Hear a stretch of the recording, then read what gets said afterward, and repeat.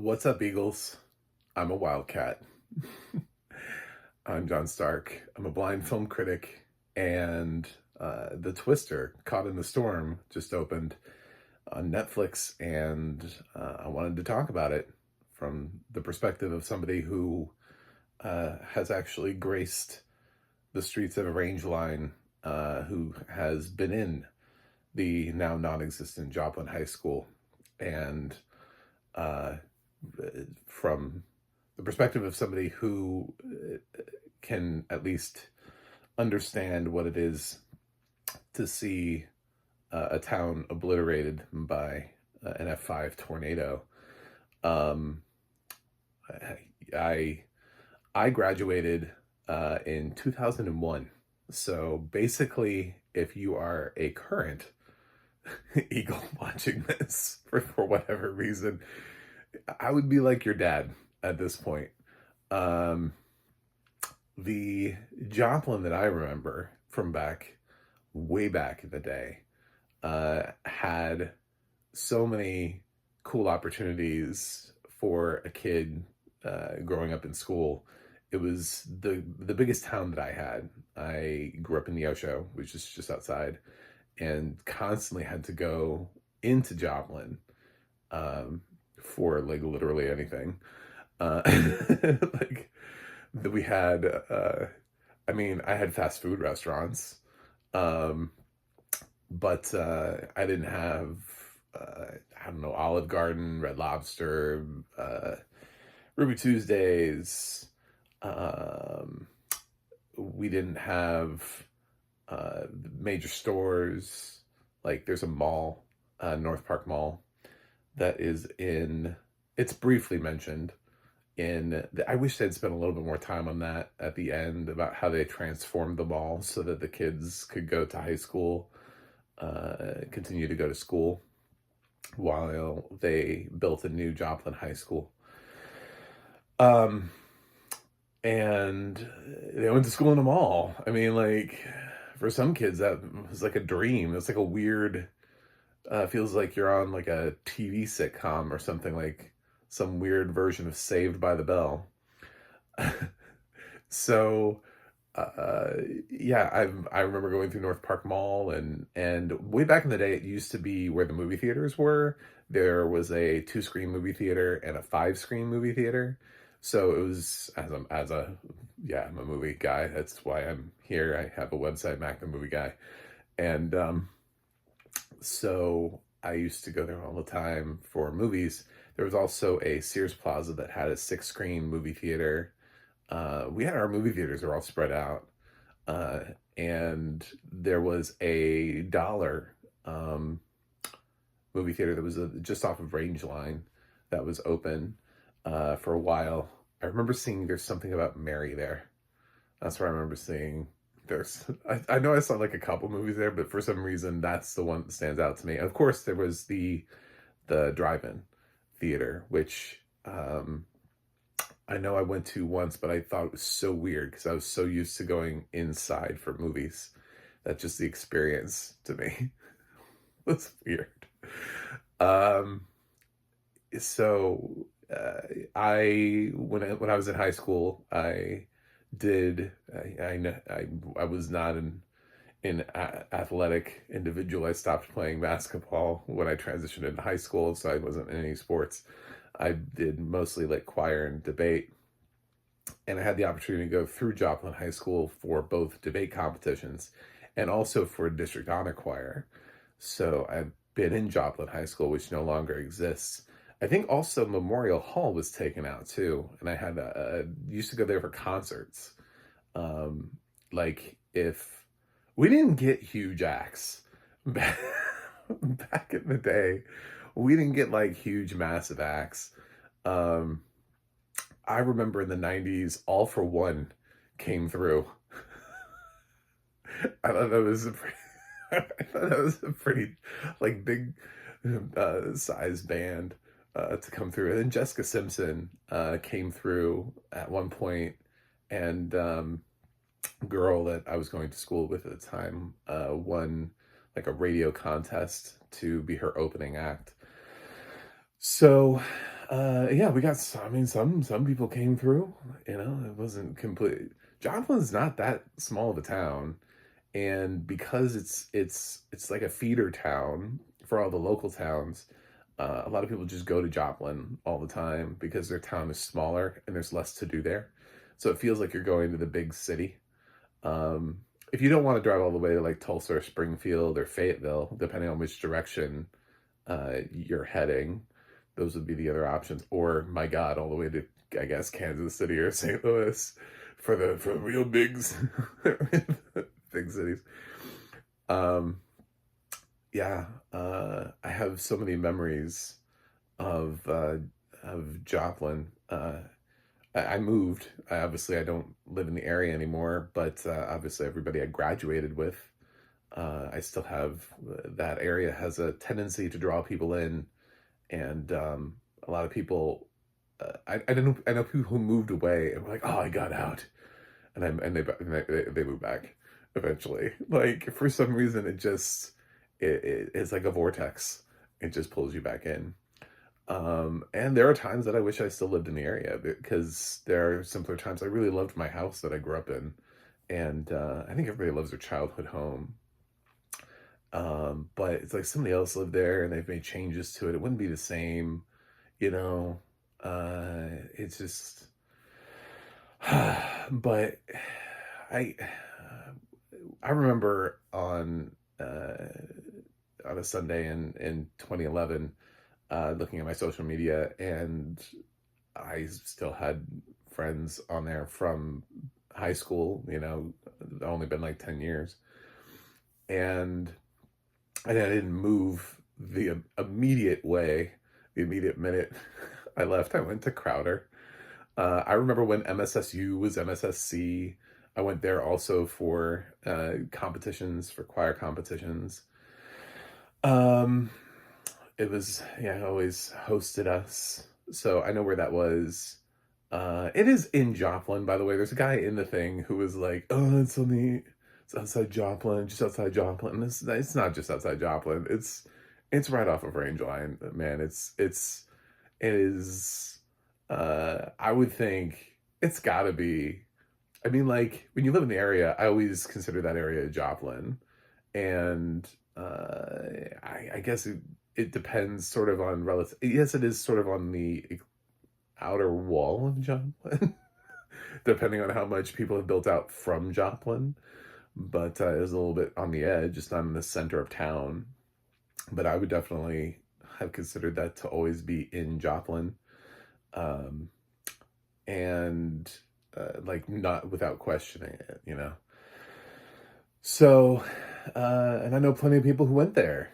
A lot of my friends went to MSSC. Like that was their big thing. They got into, um, and it's I spent a lot of time,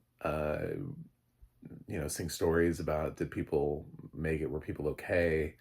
And just seeing the photos from people who were still in the area and just like obliterated. Just absolutely the audio description in this when it talks about how it looked like a war zone and the buildings just exploded. That's what it looked like. It was so absolutely weird to I still have my site in 2011. It's so weird to look at the photos and think that's Joplin. Like that's where Joplin. And I would talk to people and I'd be like, well, what about that place? And they'd be like, that's gone, that's gone, that's gone, that's gone. Like all these places were gone. And sometimes like a business had already left, but they knew that I knew where the place was. Like Joplin was the last place I was ever able to find a Schlotsky's Deli. I don't know. I know it's like a national chain, but I have not found one near me. Their food was delicious. Look at me. I eat. I know what food is. I do. I remember the restaurants. There was what a Red Hot and Blue. There was Cece's Pizza. Um, I remember going there with a class from Crowder before we went over to a temple that was in Joplin as part of our, like, I don't know, class experience was to experience like a religion that was not ours. I don't know. I can't. I don't remember the reasoning behind it, but I'm sure that's probably what it was. I've always missed Brahms. Brahms is fun to explain to people who don't understand the concept of Brahms because it's like if you're not from the area, if like you don't happen to have Brahms, it's it's odd because yes, it's fast food. It's also I mean it's got a lot of ice cream and milkshake and stuff like that, but it's also got like groceries. But not a lot. It has a little area where you can go in and you can get some Brahms branded ice cream, milk, and they had like frozen dinners back in the day. They had like uh and cheese and stuff. I mean, like it was like a little smattering of things that you could take home with you from Brahms. And in addition to like a burger and fries and ice cream and or whatever. Um Gringos always is always a great local brand. I've seen people move away who I had a classmate that moved away, and her parents used to mail her Gringos. Anyway, um, so yeah, um, it's so weird. And I can't imagine what it was like to be there. I can't imagine the nightmare of that, of just getting obliterated. It's an F5 tornado. Um, it's like one of the strongest ever recorded. And Joplin is not, I think people think, oh, well, it's a small town in the Midwest. And it's not that small of a town. It's a pretty established town. And there are places where, you know, you could just stand in Joplin and take video and convince anybody that you were in any number of larger cities. I mean, it had the kind of grid and layout to it that, you know, I'm in a much bigger city now. It has that kind of layout to it, especially when you get in the heart of the city. It didn't feel it doesn't feel inherently rural the whole way through. It is it is very much a developed city with a large population, and it had a lot of the things that the smaller towns in the area didn't have. It was a feeder city for so many other smaller towns like mine and Seneca and Carthage and Webb City and Carl Junction and Goodman, Racine, um, you know, just quite a bit. I don't know if like I think Monette and Aurora probably went to Springfield. I don't think they drove too much to Joplin. I'm trying to think of like realistically who would have driven to Joplin back in the day. Fredville. Now you know I'm from there. No one knows about Fredville. um, I don't even think the people in Fredville know. No, there's probably still a sign on the road that says Fredville. As you're driving on the road, you're like, "Where is Fredville?" Um, yes. So, it was. It's and Joplin High School was not the only high school. There was Thomas Jefferson, which was the private school, which I don't think got hit because where it was on the other side of the map is sort of over by the mall, and I think that area um, it's made it out uh, sort of up near. We ended up losing our movie theaters, and they consolidated them into a 14 screen. They built a big, fancy new. I remember when that thing opened. It opened 98 was when that opened. I hear it's not as nice as it once was. It felt fancy back in the day, um, and it certainly was when it was brand new. But I hear now they're looking for locals kind of want like a new theater built if it hasn't happened already, or if it's not in the works. I guess it's already fallen into a state. Uh, or it could just be my friends complaining. I don't know. But it was a nice theater back in the day. I saw a bunch of movies there too. Um, and it was sort of like back in that area, which I don't think got hit. There was like Best Buy, there was a senior living center that was like back behind the mall, a couple things like that. Uh, I remember out in front of the mall, there was like a Boston Market. The mall had a Garfield's when I left. I don't know if that's still there. Uh, I doubt it. Nothing is ever in a mall. When I left, that mall still had stores. When I left, the mall still had like an American Eagle and, you know, Foot Locker and just like normal stores that you'd walk into a mall and find. And I have a feeling that when it doesn't anymore. So it's, uh, I just remember people standing at like the beginning of Range Line, like back down by um, the highways or like the overpass, where if you're coming down, I can't remember the number of that road, but it's the road that eventually, once you cross into Joplin, just becomes referred to as Range Line. But it is like it's a road that just keeps running. I mean, it runs into Webb City, but it also runs out of Webb City, and it's a highway. It's like I know it is. I know it's a highway. Um, it used to be the only way that you could get to Joplin before they built the larger highway. I guess it's a state road because it used to be a 2 lane, and kids were always worried about hitting deer. That's the thing, is like if you lived in the area, you knew someone who had hit a deer. Like I knew like a couple people who had hit deer with their cars, and I don't know if they worked or not, but I had deer whistles on my cars. I was like, listen, I'm gonna do about just anything to avoid totaling my car by hitting a deer. And in the middle of the night.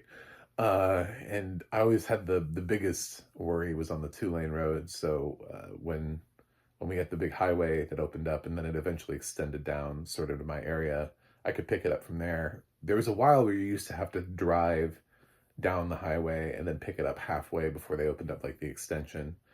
And then you could drive in and you came in sort of there was an adult video place at the exit, and you came in sort of back behind.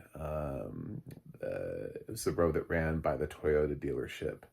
I remember that, and came out. I think it was a road that ran past Target, and I should know the name of the road except for the fact that I haven't been back in like 20 years. So this is from my whole childhood and driving around as a teen, and it really was like everybody went to Joplin. And the thing about living in that area is sometimes people, like, they don't really leave the area, they just kind of like move.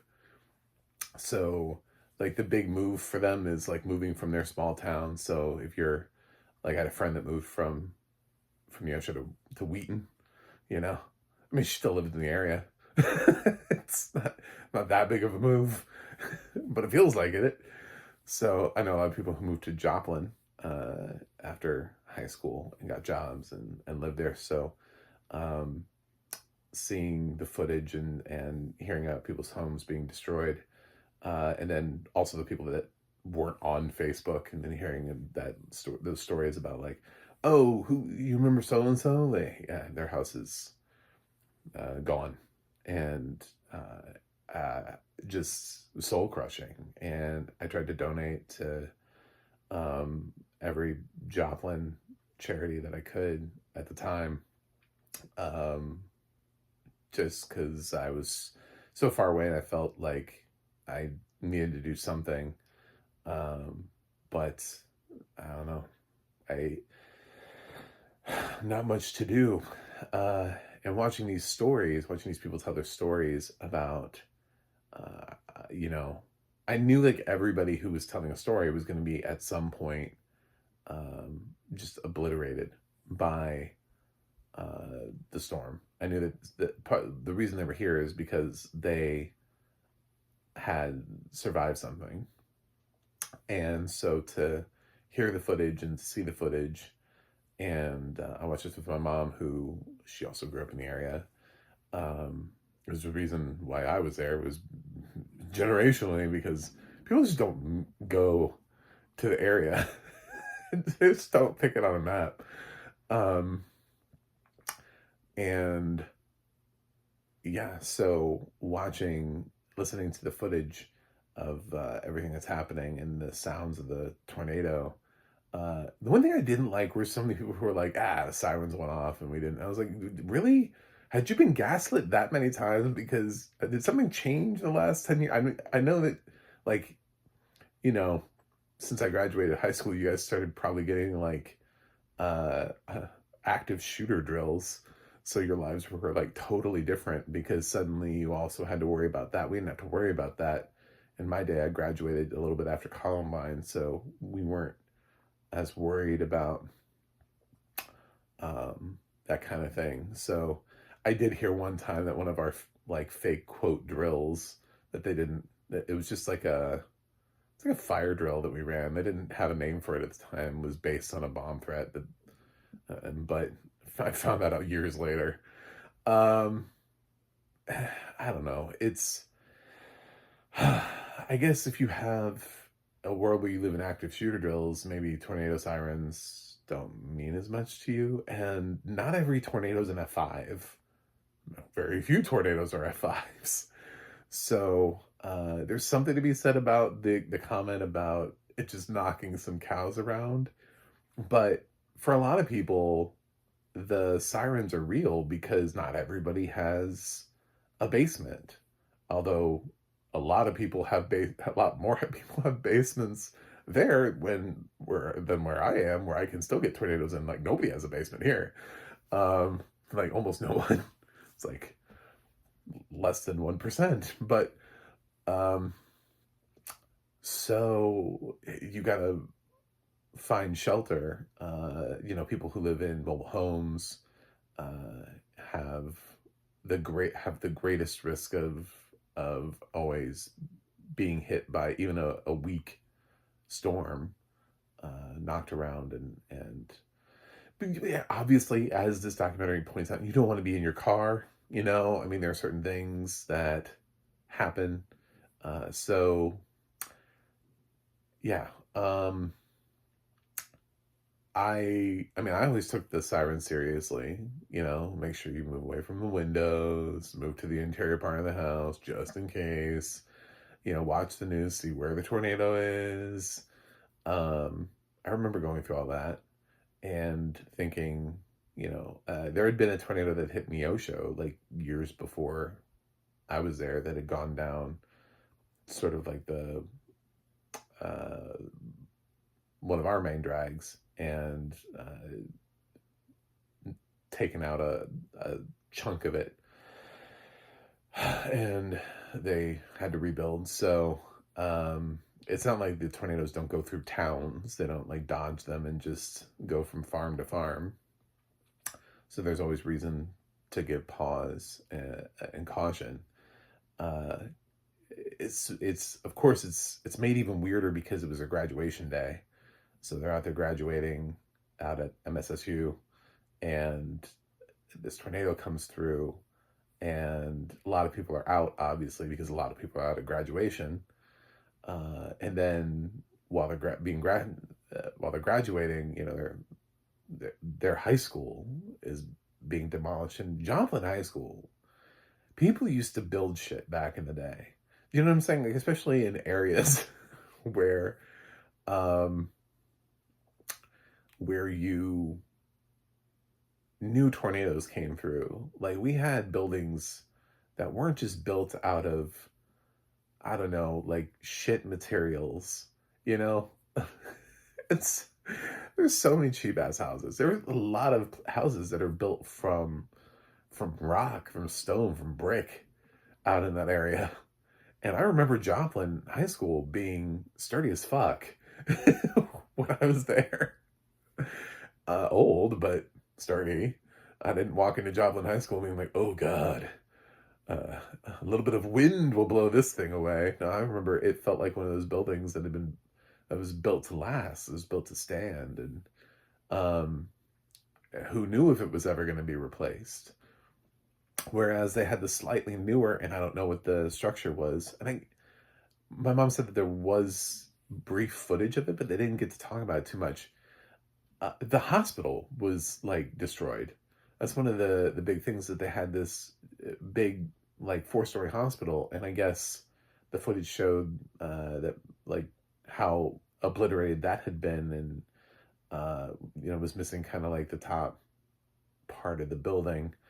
And I remember that being all over the news, because then it's like, well, not only are you in crisis, but the biggest hospital that's supposed to serve your area is also gone. So they're having to shuttle people out to smaller local hospitals, out to Springfield, Kansas City, St. Louis, wherever they can take them, depending on who needs the most surgery. So, like Steve, I was interested in like where he went for his medical treatment. Like, how far did they send him?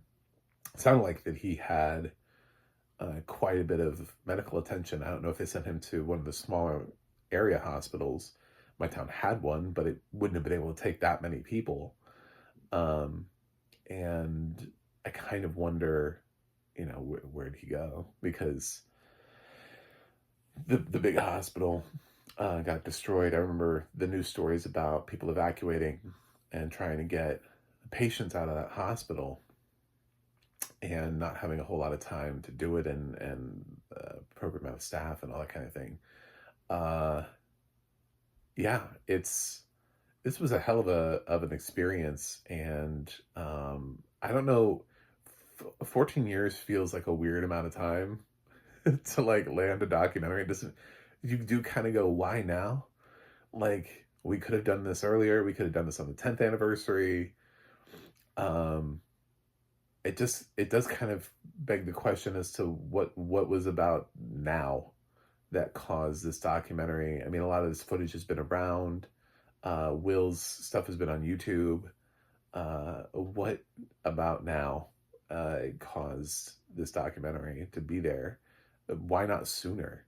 You know, I did kind of want more stories, and as much as I'm an LGBTQ film critic, I Cecil was like a lot in this. As if he watches this, I mean, he's all over this documentary, and it's all about. But there's part of it that's like so true, because the thing about like religion, that's also the Bible Belt. Not only is it Tornado Alley, it's also the Bible Belt.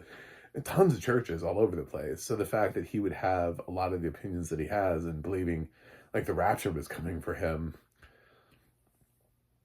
I mean, I believe that. I believe that's true, because I mean, I went to school with kids all the time that were telling me, about their school, about their churches, and it was never good enough. Like, even if you went to church somewhere else, it was never good enough because you didn't go to their church. Like, it was that bad. That's one of the reasons why I don't do religion.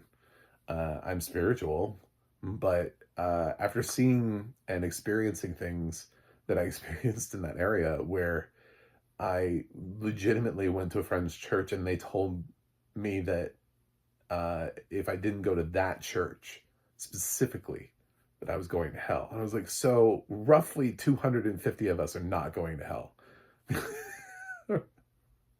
Roughly. It's a really small amount of people that are going to heaven.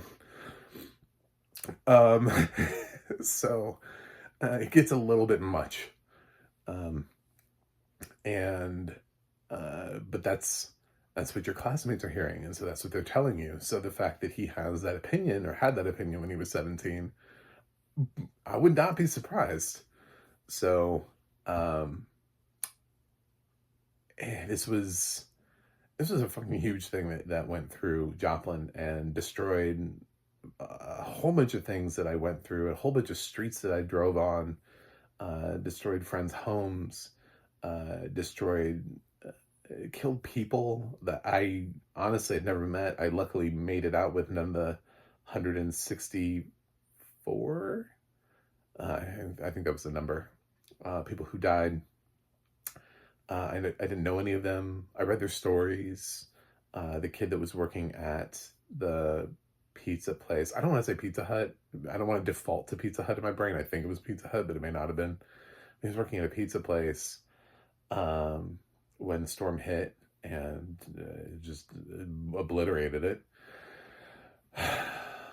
um, and I remember KOAM and KSN um, and the TV stations, and to think that, at some point they lost power and they weren't even able to communicate. And this kid is there from San Diego, and he gets an opportunity to like report back for his local news. So weird. It's so weird. I've flown in and out of the Joplin airport so many times.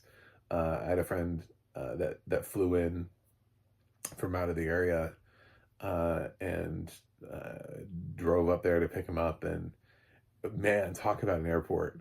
Like, talk about a pre 9/11 airport. Like, you used to be able to just drive up to the Joplin airport, and there was like nothing there. You just kind of drove in and you walked in. It was two gates. TSA didn't exist. You just there was a little area where you could pick up your bags. There was a little area with some like vending machines. There was like a check-in desk, and they did scan. I mean, they had some people, but it wasn't nearly. It was pretty chill. Like, there wasn't anybody who was there who was like, you can't be here.